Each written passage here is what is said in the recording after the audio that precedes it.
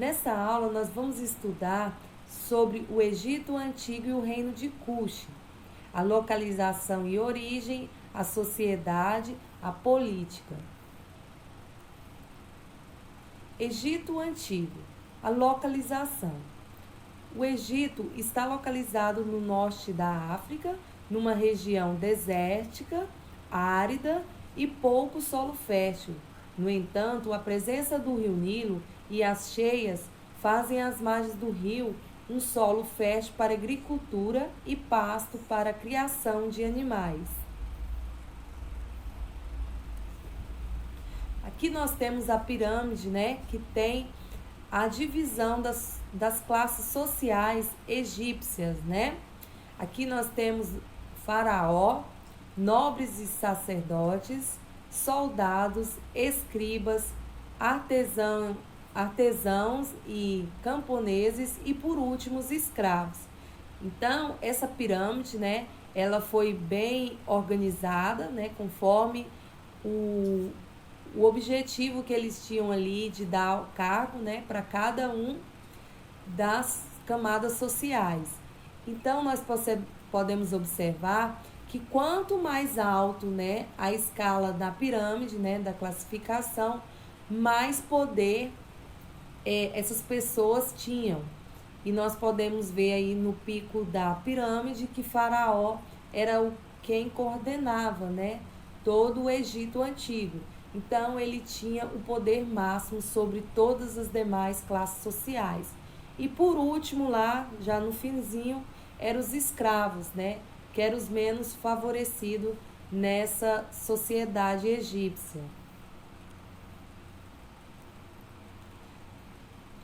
No Antigo Egito, as chances de ascensão social eram mínimas. Entre os altos funcionários do governo egípcio estavam os vizes e os escribas.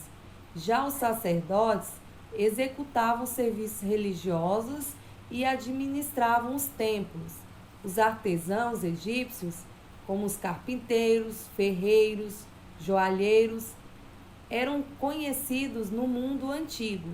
Então, a gente pode observar, né, que na sociedade, no Egito Antigo, cada classe social tinha uma determinada função a exercer ali no Egito Antigo, né? E quem nomeava as funções era o faraó, né? Os camponeses, chamados no Egito Antigo de felás, constituíam a maior parte da população e tinham uma vida muito difícil. Nas propriedades agrícolas, eles faziam todo tipo de serviço: arar, plantar, colher, abrir canais, construir e conservar. E entre troca, recebiam apenas uma pequena parte do que plantavam. Então, e como era a política no Egito Antigo?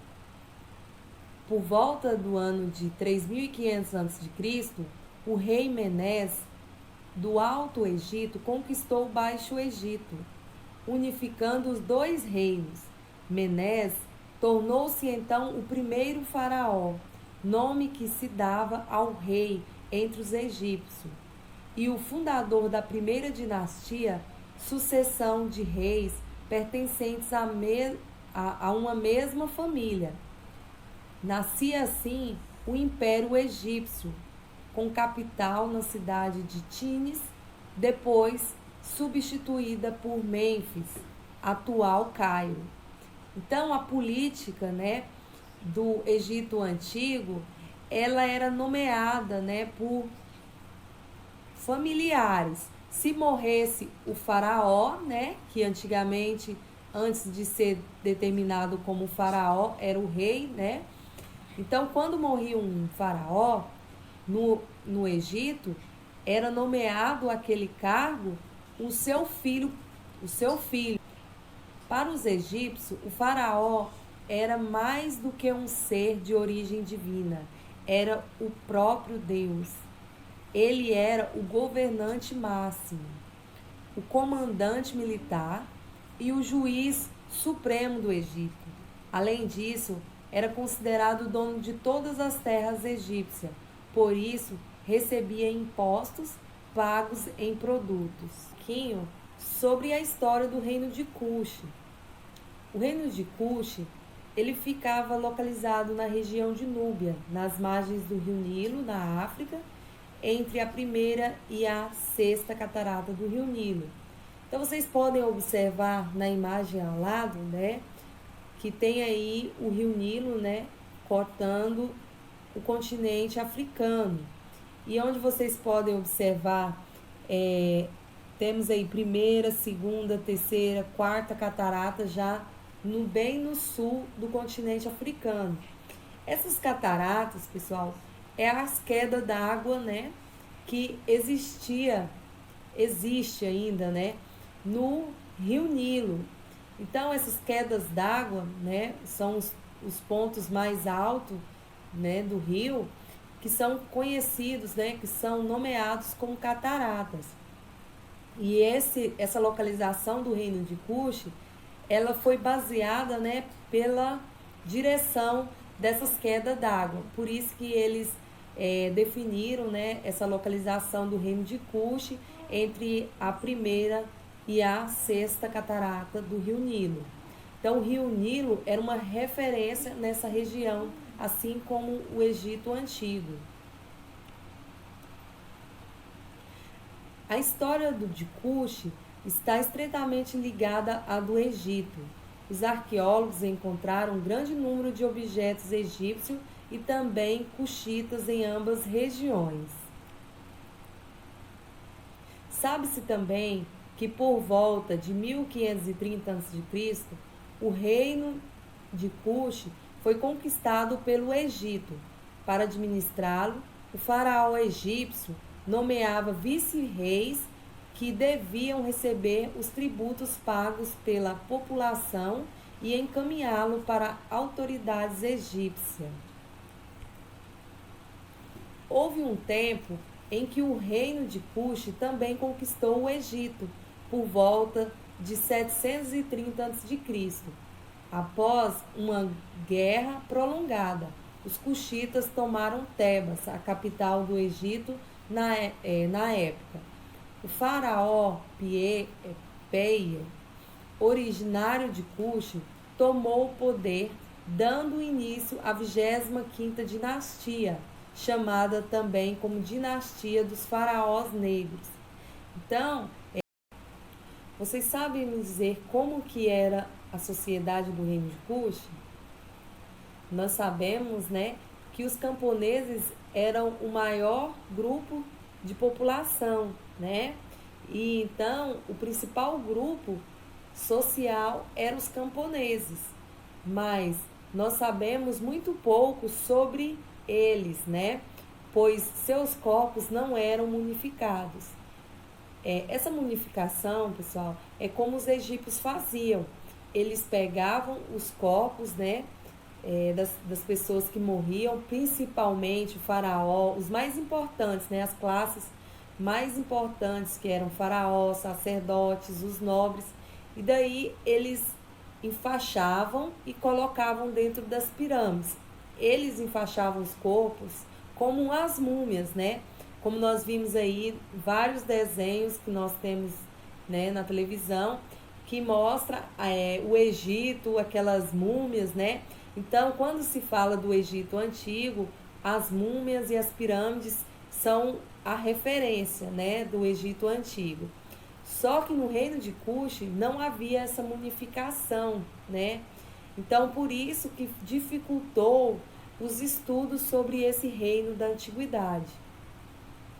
Então, poucas fontes escritas no reino de Cuxi sobre eles. Então, existem poucas fontes, né, de informações sobre esse reino, porque eles não mumificavam os corpos, para que os arqueólogos, né, pudessem estudar sobre essa região, esses povos. No reino de Cuxi, os escravos eram utilizados principalmente nas minas de ouro. Trabalhavam no deserto, extraindo, além de ouro, pedras preciosas, como ametistas, rubis e berilos. Então, os escravos eles eram utilizados para essas atividades de mineração, né? Devido essa região do reino de Cush ser riquíssima em mineração, né? Principalmente no ouro, né? Como temos aí até a citação que era conhecida como a terra do ouro. No reino de Cush, o ofício de militar era valorizado, o que era de se esperar, tendo o poderoso Egito como vizinho. Em caso de necessidade, todos os homens eram convocados para a guerra. Então, a partir de um certo tempo na história, né, entre o reino de Cush e o Egito, né, eles tinham uma ligação muito forte, né, entre trocas de objetos.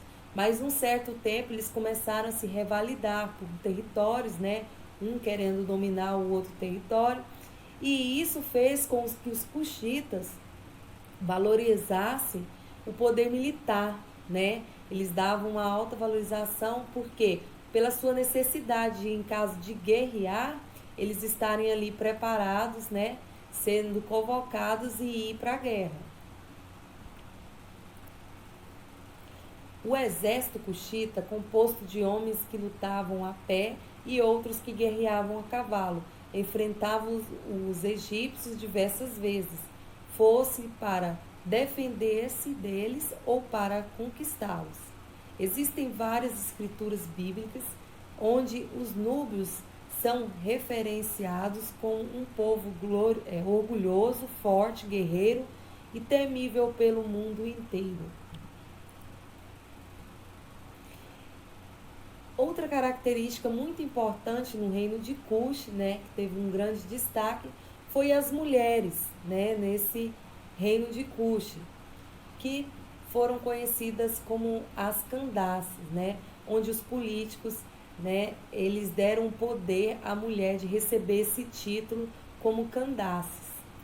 Há índices arqueológicos de que as mulheres ocupavam posições de destaque no reino de Cush. Elas podiam ser sacerdotisas, administradoras de uma cidade e podiam ainda chefiar o governo com o título de Candace. E para finalizar, eu quero dizer para vocês que as Candaces no reino de Cush foi uma das principais características durante a história do reino de Cush. E entre as Candaces mais conhecidas está a Manixaqueto, que provavelmente liderou a resistência cuxita ao poderoso Império Romano.